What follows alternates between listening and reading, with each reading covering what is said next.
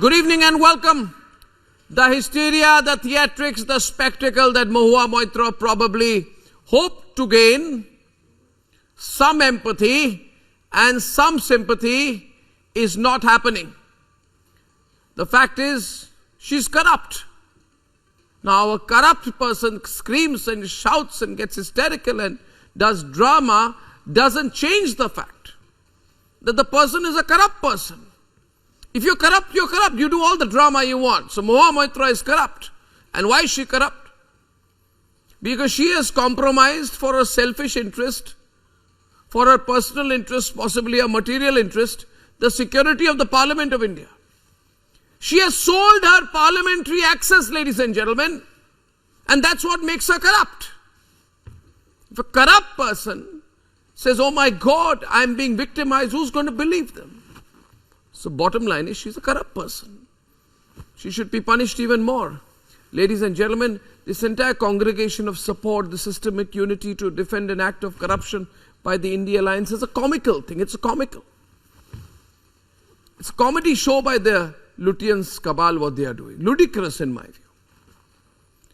People who can't get together and unite on seat sharing, on Kashmir, on Sanatan, on any decision, are uniting in support to support an act that involves the trade of parliamentary access for a price.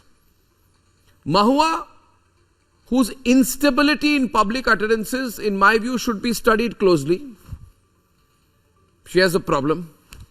She wanted to suddenly speak in parliament before the voting that expelled her.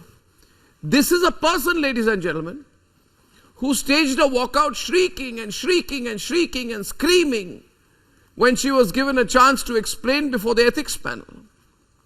There was more drama then. Now, if you go through the transcript, her templated responses, it effectively has this attitude where she's telling the parliamentary panel, it's none of your business.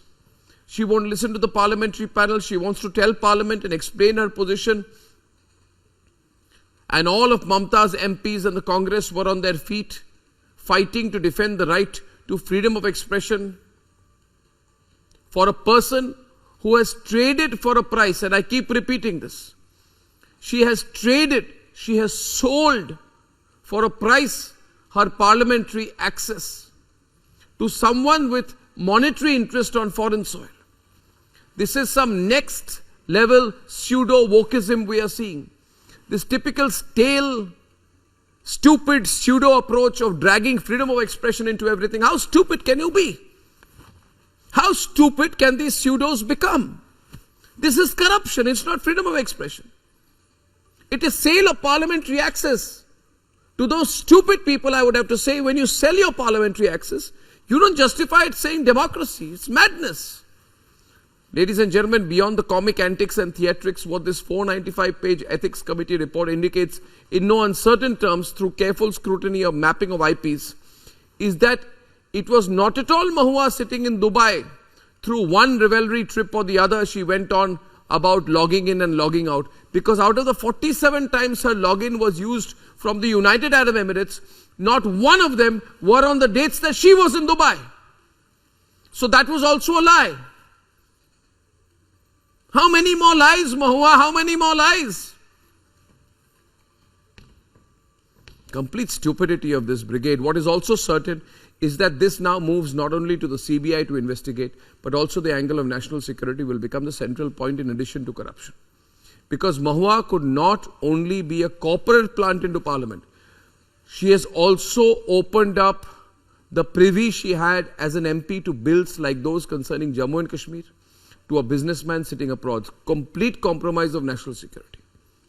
It's all very, very serious. And this stupid jilted lover theory, this stupid dog theory, all these angles, pulling the single woman card, the single woman theory, all of it does not cut ice and will not cut ice anymore. Mahua Moitra, hear it loud and clear, nobody cares about your private life. Do what you want. What we care about is that you sold the privilege you got as a member of parliament. The pages of the report are in the public. And with it today is the larger question that looms, and this is my take and demand really, that an individual like Mahua Maitra cannot just get expelled from this session of Parliament. There has to be a lifelong ban on her, on finding a way back in. This is a person who has compromised Parliament.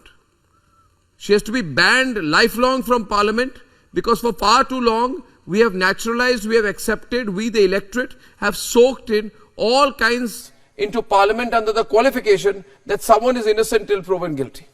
I agree with the principle, but the accused cannot sit in the temple of democracy, whose sanctity she is accused of trading for a price until the wheels of justice move from court to court and probe to probe. That is my view, ladies and gentlemen.